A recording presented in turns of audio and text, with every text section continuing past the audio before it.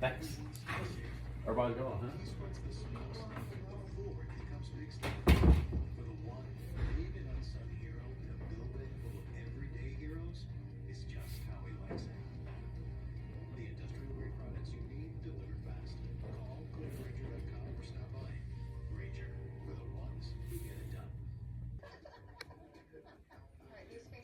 So cute. But how about we just work our way inside where it's warm? Okay. I'm gonna stay with them actually. Alright, you're allowed.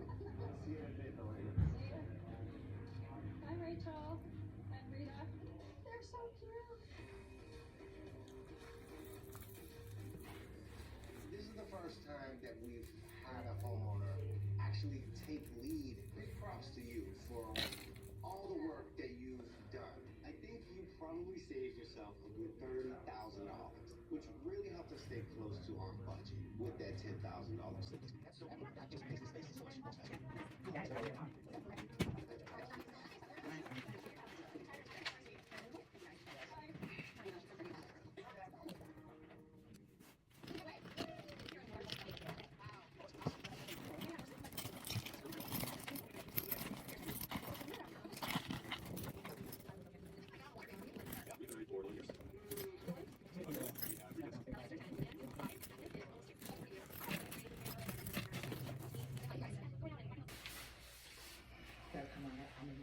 No.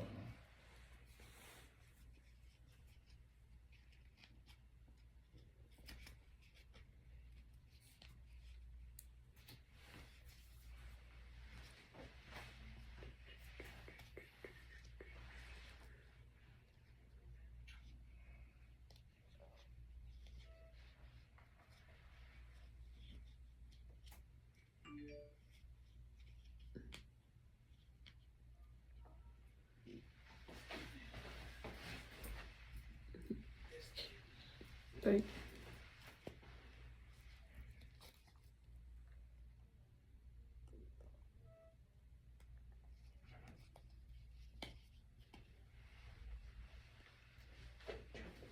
Just Steve. Oh, here's one.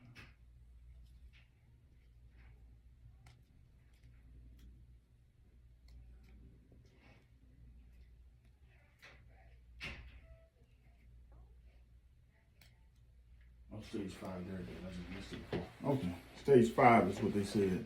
Okay. What they thought, which means they think it's coming soon. Yeah. Now, has anybody explained to you how dialysis access works? Like the creation of it? No, not really. Not really. Are you left or right-handed? Right. Right, okay. We try to look at the opposite, the non-dominant for dialysis. So the way it works, the arteries, the arteries pump blood down to the hand, and the veins take it back. Mm-hmm. And the whole, I'm sorry, I'm just trying to fit the post. The whole thing is about trying to hook those two systems up, because that's how you create a dialysis access. So hooking the arteries to the veins, because you're hooking a high pressure system to a low pressure system, and it creates something that has a lot of flow in it. Mm-hmm. And then while I have the ultrasound, there's two ways to do it. Either fistula, which is just your vein connected to your artery, or a graft, which is something synthetic to bridge them if the vein is a little small. So we look at the veins with the ultrasound.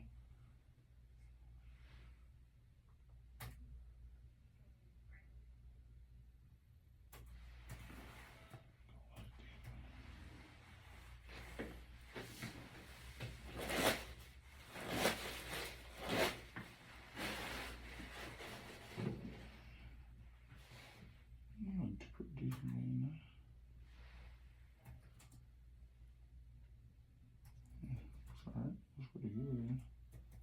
It's not huge, but it's definitely there.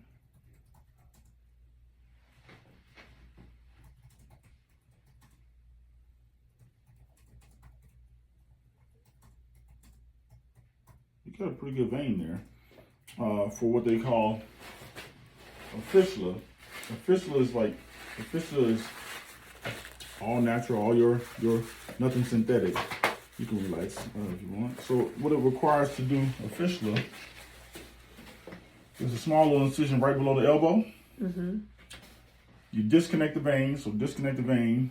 They make a little cut in a nick in the artery and sew the vein on top. So blood will still go down to your hand, but some gets rerouted through that vein. And a good fistula carries about, once it's kind of big enough and does what it needs to do, I mean, it takes about 6 to 8 weeks for it to what we call mature, because right now it's about the size of, not about this, and we need to get to about the size of a pen, this part of the pen. And it takes about 6 weeks to do it because that low pressure vein is getting that arterial flow, and now it kind of dilates over time. And that's what that allows them eventually to stick 2 needles in there. So a good fistula carries about up to a liter of blood or more a minute, which is about 20 to 25% of your blood volume per minute.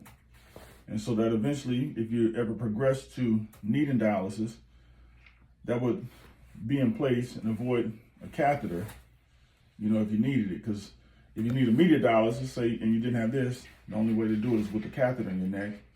Whereas if you put this in beforehand, like I said, in 6 weeks it would be ready for them to use. I always tell patients that aren't on dialysis yet, this doesn't commit you to dialysis. Some people get them and the fistula's created and never need them. But I always say it's better to have it, not need it, than to need it and not have it. The operation itself takes about 45 minutes. It's pretty quick. It's all outpatient. Afterwards, all you will see is a little skin glue because all the stitches will be underneath and dissolve on their own. For a fistula, the biggest risk really is bleeding, but I'll be looking at the blood vessels, make sure they're not bleeding before I close anything up. And then there's always risk of infection. We'll be cleaning the arm off with alcohol solution to kill any bacteria and give a dose of antibiotics just beforehand to reduce that. And like I said, it takes about 6 weeks total for it to be ready. We bring it back at 2 weeks to kind of look at the incision, make sure it's healing well. And then at that 6 week mark, if everything looks good, we say, okay, if they need it, it's ready to go. Whenever you need it, if not, then you just have it. You have any questions for me, or? Once it starts to, swell up to the size it need to be, you can't see it or anything under the skin. I mean, you may, like if I saw you in the store, would I know? Yeah, but the average person wouldn't know. Yeah. So it'll be a little hump there? No. So those humps are, anybody who has humps, that's a complication. That's not the norm. It won't be any hump. You just kind of slightly see the vein going up instead of, but I mean, it won't be anything that's so noticeable that somebody's gonna see you and say, what's going on with your arm? Not like that. Oh, okay. All right, so how soon are we talking about doing it? Well, we just make sure the insurance approves everything, and then we call you to set things up. Okay. And go from there. Okay. All right. Any other questions? Nope. Today, all I do, I send my schedule in just for paperwork, and then we'll get you out of here and then call you once everything's approved. Okay, you do it here? At the hospital. At the hospital? At Piedmont Henry? Southern Regional. Riverdale. Yeah. Okay.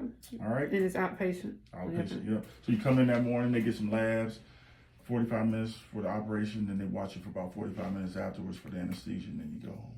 Okay. All right? All righty. Okay, I'll send her in, and we'll get you out of here, okay? Okay. Thank you. Nice meeting you. You too. Miss Brittany will be in just a minute, okay? Okay. And on your atorvastatin, you know how many milligrams you take? Is it 20? Most of the people start out with 20. Yeah, 20. Yeah. All right, y'all.